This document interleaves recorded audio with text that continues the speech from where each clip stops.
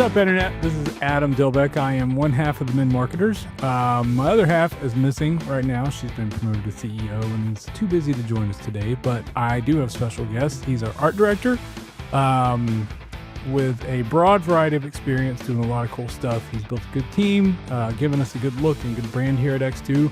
And without further ado, it's Ken Szpindor. Hello. How you doing today, Ken? Doing great. He's a designer and he doesn't like to be in front of the camera a ton, so he was hesitant to be here today, but we're gonna drag some stuff out of him. Tell us a bit about yourself. What? Tell us a little bit about yourself. Like, where do you come from? What do you do? We know you're from Pennsylvania because you gave us that fun fact earlier before Yes. we were on camera. Well, I've been doing this for a very long time. Mm-hmm. I went to SCAD in Savannah, and It's cool, beautiful city. with the intentions of being an illustrator. Mm-hmm. It just so happened that the illustrator track and the graphic design track were very similar. Yeah. So I bounced between the two majors quite a bit. When you say illustrator, what do you mean? Like actually like doing illustrations? Yes, Like, drawing, okay. Like animation or just drawing? just drawing. Okay. And I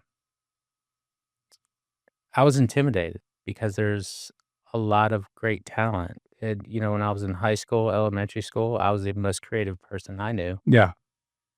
And then you get to an art school with this incredible talent, and it's intimidating. And it took me a while to realize that comparing myself to other people was not fair because I had a different style than they did. Mm-hmm. So once I learned to kind of embrace my style, I got more confident in which way I wanted to go with my major. It ended up being illustration, oddly. Still illustration. Yeah. You're like, after all that, Um, right back on track. and then out of school, I got a job as a graphic designer. Yeah. Imagine that. It's like what you went to school for almost. Yep. I mean, is that what people in the illustrator track kind of go towards? Is graphic design now? Like, I don't know. I will say it's tough getting a job as an illustrator these days. Back in the 80s and 90s, when magazines were still in publication, they bought a lot of illustration. mm-hmm. These days, it's just not as common. Is it more photography? Is it just more like, what's the difference between illustration and like graphic design degrees? I'm not familiar with it because I'm a writer. So is there one anymore? Do you know? It's tough because they're in both forms of media. You're a storyteller, Mm-hmm. and you're both telling that story in both forms. You're telling a story visually. So there actually is a lot of similarities. Whereas an illustration, I don't know, they say a picture tells 1,000 words. And in some ways, a good illustration, you can fill a full page of content just in one image. Yeah. It's like writing, but just in a completely different format. Exactly. That was the dumbest thing I've ever said. It's not, actually. Stay tuned for more. What was I going to say? I know, like, we wanted to talk about kind of design trends that impact our viewers, B2B people, marketers, whoever's tuning in. It could be Gladys in her apartment in Bronx. I don't know. I don't even know if we know. Like, one of the things that's big today in design and the news and everything is AI, obviously, right? Yep. Like, top down, do you have any thoughts on AI and design? I know we fiddle with it a bit here at X2, but, I do. And I'm always careful to jump on trends because AI is a trend. In the end, you're going to see maybe one or two platforms prevail, and that'll be the standard. I think it's going to be chat. The OG is going to be the and it's only G. one of those trends that you feel like you have to say we're AI powered, even if you're not, um, because it's expected. But as it relates to the design, and I equate this, and this ages myself a little bit. Um, I was still young, but We're still live. You're still young. What now? We're just highlighted, and I kind of like the vibe of this. Guys, the power just went out. You think AI could solve this problem? maybe. Um, but back to dating myself, which I know is a subject that you like. Mm-hmm. Wait, Um, what? I remember That's so weird. when I was first getting into graphic design, it was right on the cusp where everything was shifting From like analog to digital, or well what? to the computer. Yeah. Where Yeah. like I had a job while I was in college working in a traditional graphic design studio where we still did wax paste up, um, shot PMTs. I'm not familiar with Um, wax paste up. it's how they used to do page layout. Really? Yep, Oh, when you see them like blocking out the letters, like literally block it. Okay. pretty Okay. pretty Yeah. much. Um, but I remember one of the big concerns was, oh, computers are gonna take our jobs. Yeah. And no, computers just became a tool for the trade, and the people who succeeded became masters of those tools. Mhm. That's exactly what AI is. It's just another tool. Um, and yeah, people fear it. They fear it's going to take their job.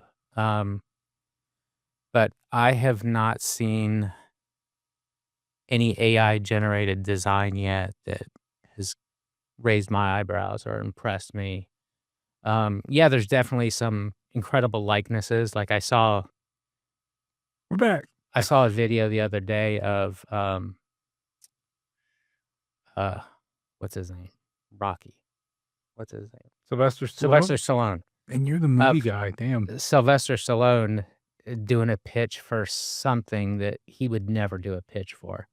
And it's impressive. Mhm. It kind of looked like him, but there's still something about AI generated content, especially when it comes to people, where it seems soulless. It's still uncanny, right? Yeah, there's definitely a resemblance, but there's something missing, and it's that soul that's missing. You can tell it in the eyes, the emotion or the lack of emotion. Yeah. It's all neat stuff you can do, but it's very time consuming in Photoshop. And now, just with a simple prompt, you can They're just gone. it's just gone. You can do that a lot Scary with your how phone now quickly too, you right? can remove somebody from your life just with AI. Um, That's so dark. And I love how you're acting like it's a totally normal thing to say. You guys are scared too. We're all scared of what it can do. But it's like it started where you used to have to like crop out and do all these crazy things, but now on your phone you can just hit touch up yeah, and it's gone. and it does a really good job. Yeah.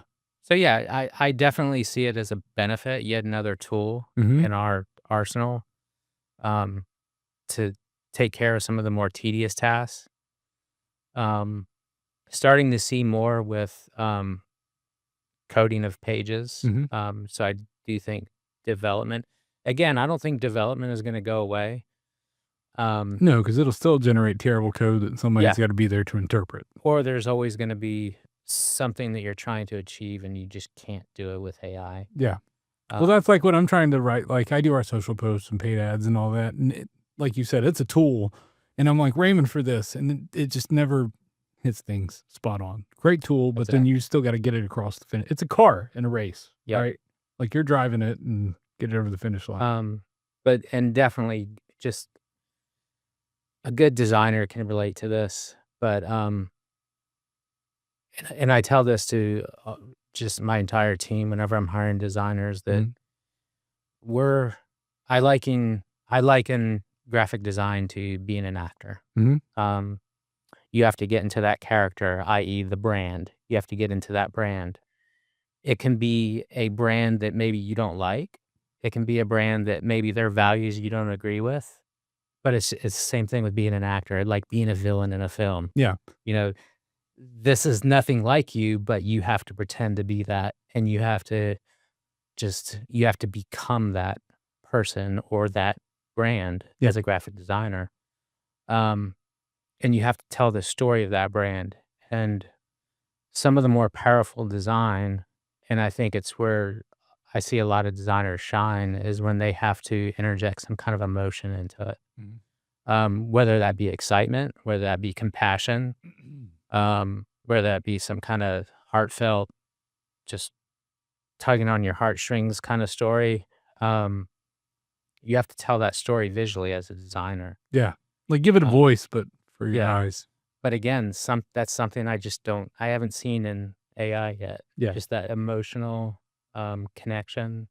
I think it's good at making, like, patterns and Yeah, if you need backgrounds and stuff, like, for a podcast or something, it can make you up some crazy cool digital exactly. yeah. But it's not gonna be cool like us. Exactly. Yeah. Um, are there any design trends right now that just how would you say it? Like, rev your engine? Like, that you're excited about, that you like seeing? It could be online, it could be cabinets. I Um, don't know, anything that's like, "Damn, that's good design. I like where this is going." I think, and this is a trend that's been building over a number of years, and it's one that people don't talk about a lot. Um, and that's with the rise of UX design. Mhm. Um, People are starting to see the value and understand the value of what good UX design is, and um, you have to, through good design, take a complicated task and make it simple to understand, so a user can complete this task. Like, it's all intuitive. Yes, um, but they have to get the point in a second. They can't. You can't have them read through pages and pages of content just to figure out, oh, all I had to do was click on this button. Why didn't you just tell me that?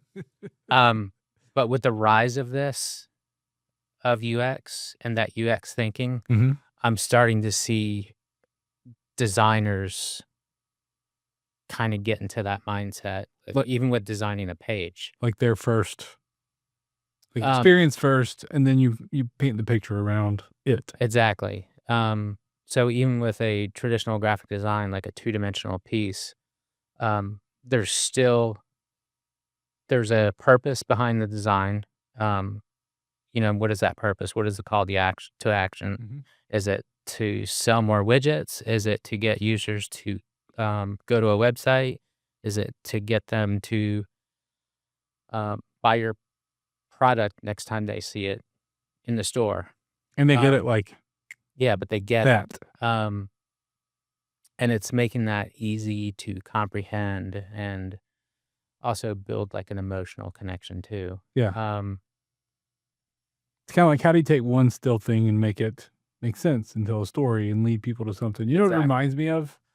Like, maybe people that are ahead of the curve, but, like, comic strips, right? Like, in the newspaper and all that kinda stuff. Political cartoonists and the far side. Those 2 things. Like, everybody else takes strips and serials, but, like, those 2 mediums of comic art tell the story, sell the idea, and, like, draw you in, and you agree or don't agree and move forward based on that one picture and a handful of words on it, you know? Like, Yeah. that. You capture it all. Like, some people draw a picture in its face, that's cool, but there's not a idea behind it, right? Yeah. Um, it's just it boils down to clarity. And I think one of the challenges that a lot of designers are probably a little bit surprised that they're put into is taking in a page full of content and trying to figure out, okay, what is the point of this? Mhm. What does this all boil down to? The point of it is, hey, sales are up by 20%. Why don't we just say sales are up 20%? Yeah. Um, and that is a challenge that designers are faced with. And I think sometimes they aren't expecting that it's their job to build clarity in a message. Yeah. To, like, gist something. Like, take Yes, it and get to the gist of the thing, and then make that gist clear and not paint it, but draw it, right? exactly. You think we do a good job of that here? Um, I think we've definitely gotten better. Hell yeah. My State Farm agent is calling me. We'll wait. No, I'm good. Um, How do you know that was your State Farm agent? Like your boat was vibrating, you're like, it's State Farm. no, because I called him. Did we just do a plug for State Farm? State Farm. Good vibrations. I don't know.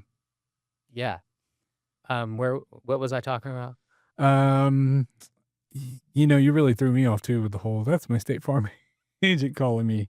We're talking about UX, storytelling, boiling it all down. A lot of Oh, you asked if we do a good job here. Yeah. We've definitely gotten better. We still, and this problem isn't unique to X2. Businesses and people in general tend to overcomplicate everything.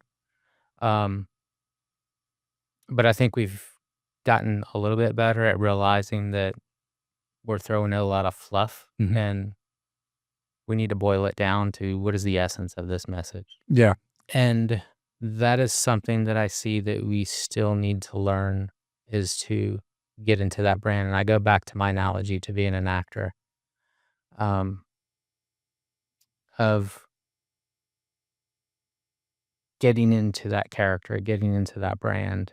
And this applies across the board, from design to writing to any message that we're putting out there. I think sometimes we forget that. Sometimes we gravitate towards this cool idea, and it is a good idea, but it's not us. It doesn't fit into our brand. I'm guilty of it a lot. You are. But I think we all are. Yeah. It's easy to gravitate towards the shiny new thing. But we need to keep brand front and center. And that's one of the golden rules of design, is consistency. Well, it's like brand and user experience right there front and center. And that can be the same thing. I had a short stint as a art director for a digital department. I won't say the company. Okay.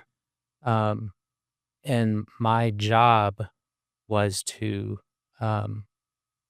ensure that the user experience aligned with the brand. And you think, wait, how do you do that? Well, the brand was friendly, helpful, thoughtful, predictive of what your needs are. And when you put it in those terms, okay, so that's what the user experience needs to be. So user experience can very much be a part of the brand. And I do think even that aspect, sometimes we forget a little bit. We do. Yeah, when you're explaining it, like we've been in marketing for a long time. I have. It's just you hear something that's so elementary and you're like, God, I never approached things that way. And should probably take a look at everything I do with that same lens. Yep. Thank you. You've changed my life. Somebody has to. So, you guys who don't know, Ken buries a lot of humor under the surface. He's awesome. He's professional. Best art director we've ever had. But cut you up real fast. It's hilarious and mean. Yeah, that's how you survive.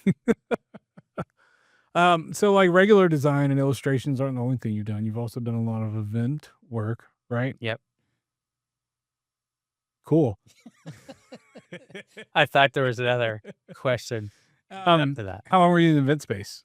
I was in the event space for a large part of my career. Right out of school, I went into the trade show world. So I worked for a few different trade show creative agencies. And it's definitely an interesting aspect of design. And what pulled me into it is I could not specialize. I had to be an expert in environmental design, graphic design, video editing, UX design, you name it. And the difference is you are immersing somebody into a brand. Traditionally we think of marketing and brand as a two-dimensional thing, not an experience. And that's what a trade show exhibit does. A successful one is it immerses the attendees into that brand. And I love that challenge, and I thrived in it. And another thing with trade show companies is they always have at least somebody or a branch or a company that's affiliated that does corporate meetings and events. A lot of times in the sales cycle, you're talking to a lot of the same people, so it's just kind of a natural um, sales cycle. So it's pretty common. Um, and I fell in love with corporate meetings and events. And again, because of the challenge as a designer, you have a message to deliver, but it's very different from the message on the trade show floor. The trade show floor is that external marketing message. The corporate meetings events is an internal message. It still needs to be in brand, but it's a very different message. There's usually a motivational aspect. There's usually an educational aspect, and then the fun part, which makes the whole thing fun, is the entertainment aspect of it. And pulling those all together as a designer is an incredible challenge, and I love it. I mean, every day, I was doing stuff that I never did before, and that used to scare the hell out of me. But it was fun, right? But Like it when was you fun. did it, you're like invigorated. And that's how I've approached design. It's because of that experience. In any company I've worked for, when somebody throws something, "Hey, we've never done this before. Do you want to try it?" Yeah, that sounds kind of fun. Because you worked on like bigger trade shows, the Yes. presentations and the backdrops, not like, hey, we're at this Build Expo and have a table and a couple pop-up banners, which we do that too. We're going to be at the Hardy event. If this is out before then, December 12th, December 9th through 12th. Come see us. Scott, Courtney, and Michael. They can take good care of you. It's going to be a cool show. But that whole different world than doing theatrical presentations for keynotes and all that kind of stuff, right? And that, like, the bigger stuff is what you worked on from what you've Yes. shown me. Yes. Very large multi-million-dollar exhibit programs. That'd be so cool. And it is fun. It's a very different world. But there's still that showmanship aspect of it, of the show must go on. Like, that trade show floor is gonna open in 15 minutes, and you still got an hour's worth of work to do. Yep. And you have to figure out how to get it done.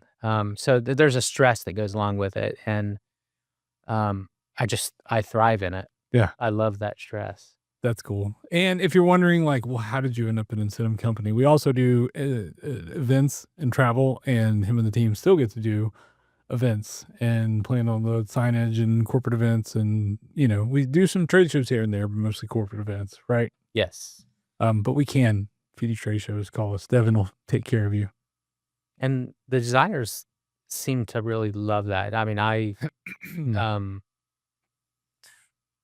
designers get burnout with repetition, and there's certain aspects of our product that can be very repetitive. Yeah.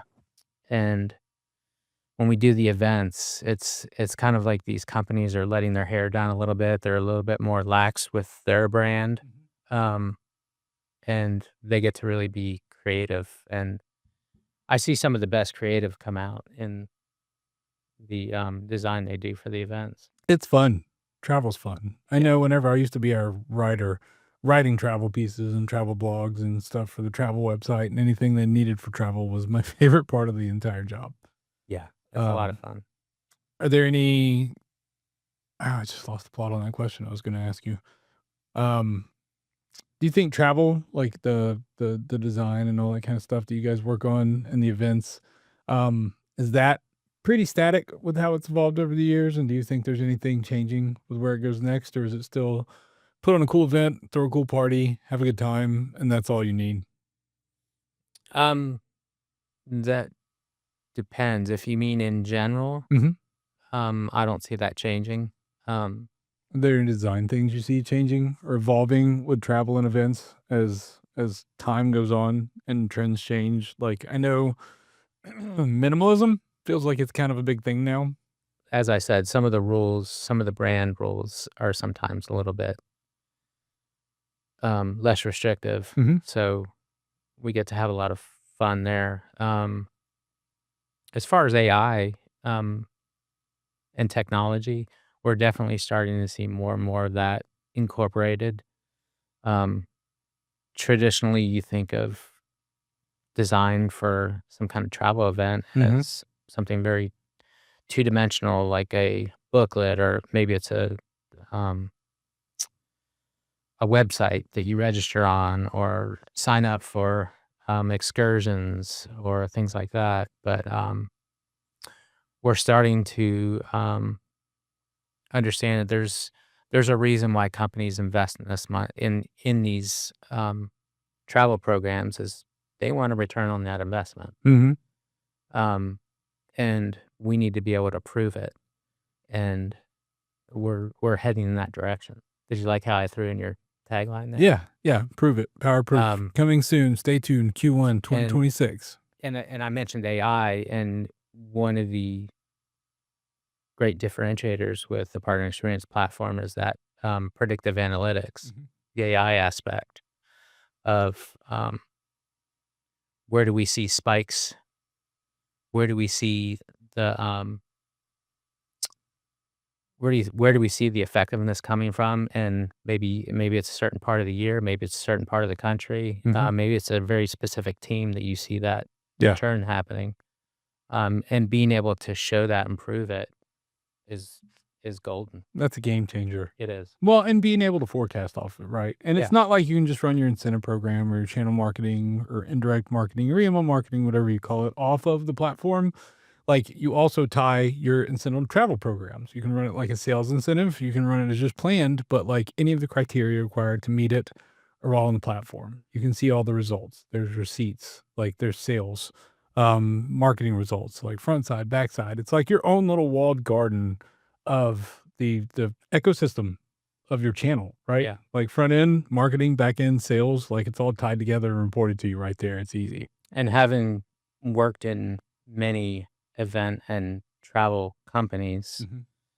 um, I will say this is the first time I've seen a company that can actually provide that data. Yeah, because most of them are like, "We did the event, and it was Exactly. beautiful." Everybody 10 out of 10 people said they had fun today. Yeah. 9 out of 10, except for me, the planner. Yeah, but at Oh, the end of it the day, did we sell more because of it? yeah. I mean, that's what we need to know. Yep, but not here. We can prove it. We got the platform that can prove it, the technology. Hope's not a KPI. Clicks are cute, receipts are better, all that fun stuff. Stay tuned, 2026, the partner experience platform. You turn me into, like, a little shameless plug machine. I know. Like, you said it, and then I'm like, "Fuck, I gotta do it too." Beep that, William. Um, I don't know. Like, is there anything that you think people who are in, you know, like, manufacturers or the B2B space that we market to, like, is there stuff that they need to know or be cognizant of? A, when they are wanting to design an incentive program or channel marketing program, because that's obviously what we do, or just for their own brand, like stuff that, like, I know you said the user experience, but I think a lot of them, it's like, here's a product. We work with, builders, plumbers, HAC a lot. They're like, here's that product. Here's how you get it. Some of them have some portals for people to go get marketing materials. They're not very used, but anything they need to be aware of with design, do you think, like, that we bumped into that makes our programs maybe run a little better? Like, I know we tend to stick to their brand when we design the programs, right? So that, like, the We experience do. is seamless from their website or their customer website into the reward program or the marketing program, right? We do, but it's okay, and a lot of companies do brand their specific, incentive program or their rewards program, Mhm. and that's fine too. Um, it, kinda gives it a life of its own, an identity of its own, Mhm. separate from the brand, but still a part of the brand. I mean, we don't lose sight of the master brand when we're designing these. It's like we're slipping into their voice, that character, Exactly. right? And you guys have to do that a lot. So you're like, X2. And then you're like, this client and this client. It's funny. Well, I never thought of it that way. Exactly. Any advice for people? Like, are there any trends that you think people should keep their eyes on outside of AI? Like, I know, like I mentioned, minimalism, huge, and it's everywhere, and everybody's, there's one piece of copper on the fireplace or a feather somewhere on the wall, and then like on websites, it's clean. Sometimes it's too clean. Do you think that'll be a pendulum that ever swings the other way, or do you think there are other trends bleeding in, or what do you see on the It will. streets? Graphic design is very trendy, and you see trends come in and out. You see trends that you were happy to see go away, and then they come back. What were you happy to see go away? For a while, and I think it coincided. It's interesting how a lot of design trends coincide with OS updates. Mhm. But I think I know what you're gonna say. but there was a trend where everything was dimensional. Everybody's logo had looked 3D or like it was jumping off the page. It's just terrible 3D. It was, It's so bad. and a lot of people. This kind of comes from my illustration days, but a lot of people don't understand 3D and what light does when they hit something 3D. Light over here, shadow over here. Yeah, Yeah. you'll see the item right next to it has a shadow in a different place, and like that's not possible. Yeah. But that was a trend that I was kind of happy to see go away. What do you think about the liquid glass thing now? I actually like it. You didn't at first though, did you? I didn't. No, I did. I did like it. There are aspects of it I don't particularly care for and I don't use. And one of the things that I like that our designers do, they don't just jump on a trend just because it's a trend and use it for the sake of using it. Mhm. They think about how could this work into our brand? Does it make the story that I'm telling a little bit easier to tell? Mhm. And not I've just s- our brand, your brand. Yeah. Yeah. And I've seen them do that pretty successfully. We've had some killer sites. Yeah. A lot of good client feedback. Ranting and raving lately is the kind of stuff I heard. We have chats where we celebrate team successes and people talk about calls they have with clients where this whole team that's in here as the production is like just lauded constantly. Yep. You do a good job. They do a good job. Do you think that's kind of the point, is to take some design cues that you can use and are pretty, but they're leading to outcomes that they want to have with product in the future? They definitely are. And it goes back to that consistency is they want that experience to be consistent from augmented reality to desktop to your phone To your watch, to everything you use, you feel like you're in in that ecosystem. There's that word again. it is James Bain. You love it. I appreciate you coming in. I know if you guys have watched or listened to any of our podcasts, this is the guy behind the camera all the other times. Any final thoughts? No. Excellent. Thanks for coming. This is Adam, the Marketers, and Nicole and I will see you next time. Thanks. Bye.